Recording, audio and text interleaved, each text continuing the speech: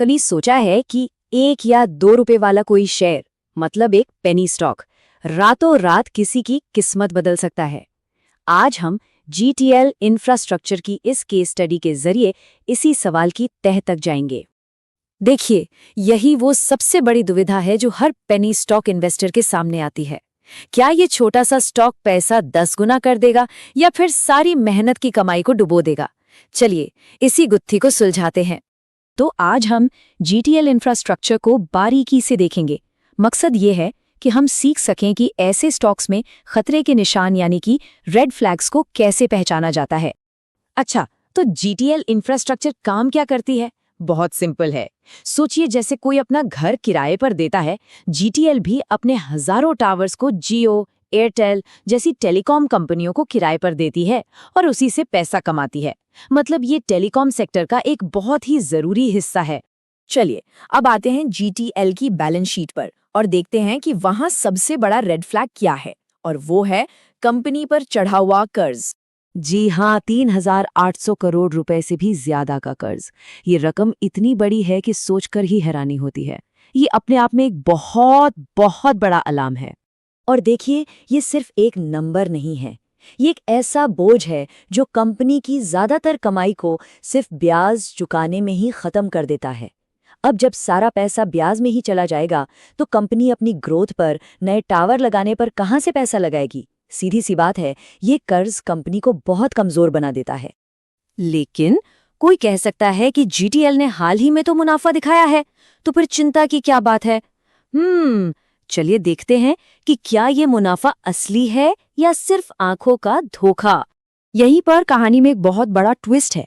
एक तरफ कंपनी ने लगभग 19.5 करोड़ का प्रॉफिट दिखाया, सुनने में अच्छा लगता है, लेकिन दूसरी तरफ जो लोग कंपनी के खातों की जांच करते हैं यानी ऑडिटर्स, उन्होंने एक बहुत ही गंभीर चेतावनी दी है।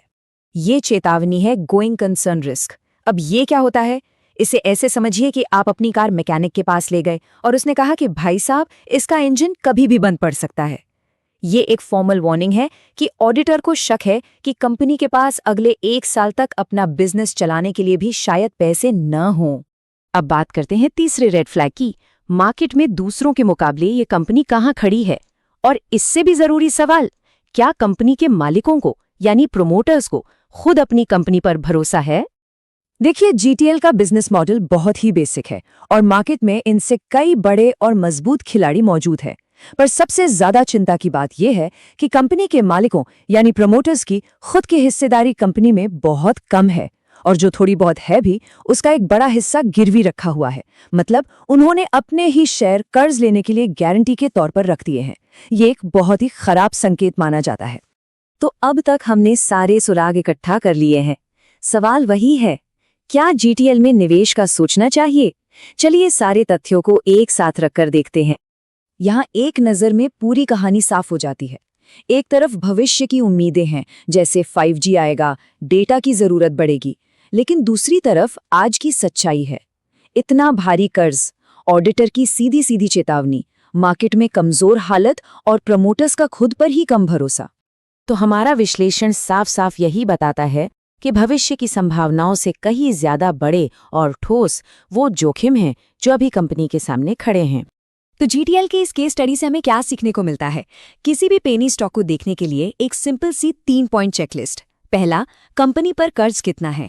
दूसरा, सिर्फ प्रॉफिट मत देखिए, ऑडिटर के रिपोर्ट में क्या लिखा है वो जरूर पढ़िए। और तीसरा, क्या कंपनी के मालिकों को खुद अपनी कंपनी पर भरोसा है? और आखिर में सबसे बड़ा सवाल यही बचता है, इतने सारे दस्तावेजी सबूत और रेड फ्लैग्स के बाद क्या इस तरह के स्टॉक में जो थोड़ा बहुत फायदा होने की उम्मीद है, वो इतना बड़ा जोखिम उठाने के लायक है? ये फैसला हर निवेशक को खुद करना होता है। याद रखिए, यहाँ बताई गई सारी जानकारी सिर्फ और सिर्फ शैक्षिक उद्देश्यों के लिए है। इसे किसी भी तरह की निवेश सलाह न समझें। शेयर बाजार में निवेश करना जोखिम भरा होता है, इसलिए कोई भी फैसला लेने से पहले किसी सर्टिफाइड वित्तीय सलाहकार से बात करना हमेशा बेहतर होता है।